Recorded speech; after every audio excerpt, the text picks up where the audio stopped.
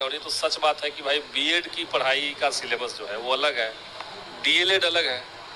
DElEd अगर सिर्फ प्राथमिक के लिए सुप्रीम कोर्ट ने कहा कि प्राथमिक विद्यालयों में सिर्फ डीएलएड चलेगा, बीएड नहीं चलेगा, तो अब सरकार ने वही फैसला लिया है। लेकिन सवाल तो ये भी खड़ा हो रहा है कि जब फॉर्म भराया गया उस समय तक लगातार 8 बार संशोधन हो चुके हैं। आप कैसे? ठीक बात है, लेकिन देखिए जब फॉर्म भरा गया तब तो कोई वर्डिक्ट नहीं था। फॉर्म जब भर दिया गया तब वर्डिक्ट आया।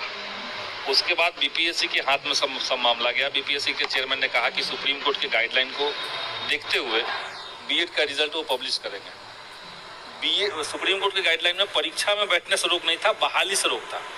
इसलिए इन लोगों ने कहा कि हम जब तक कोई रिलीफ नहीं मिल जाएगा, बीपीएससी ने कहा कि जब तक कोई रिलीफ नहीं मिलेगा तब तक हम नहीं करेंगे।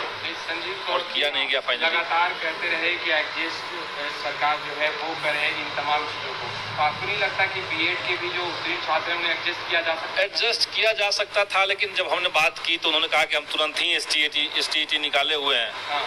तो जो बीएड के अभ्यर्थी हैं, चूँकि वो सब जगह पे योग्य हैं, 6 to 8 में है, 9-10 में है, 11-12 में है, तो उनके पास एक मौका यही कि जल्दी से स्टेट दें और फिर तुरंत ही बहाली बिहार में आने वाली है, तो उसमें वो लोग अप्लाई करें, क्योंकि सुप्रीम कोर्ट का वायलेशन सरकार करना नहीं चाहती थी। यही मामला। आपने स्टेट की बात की, अभी स्टेट का फॉर्म फिलअप हुआ और एग्जाम भी चल, लेकिन उसमें कुछ छात्रों की त्रुटि हो गई। लगभग 50,000 छात्र ये फॉर्म भरने के समय त्रुटि हो गई, लेकिन बोर्ड ने उन्हें ऑप्शन नहीं दिया।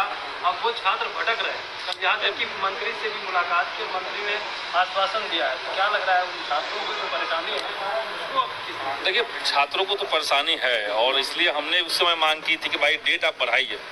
इतना आनंद फानन में एसटीईटी का फॉर्म निकाला गया, लास्ट डेट कर दिया गया और उसको ठीक करने के लिए कोई मौका नहीं दिया गया। तो एक मौका सरकार को वेबसाइट अनाउंस कर दीजिए, आपके 2 शामिल होने का मौका देना चाहिए। इसलिए हमने पहले ही कहा था शिक्षा विभाग में, माननीय मंत्री जी से भी हमने कहा था, लेकिन आप जान ही ना कि शिक्षा विभाग में किस तरह से कॉन्फ्लिक्ट चल रहा है आज के समय में।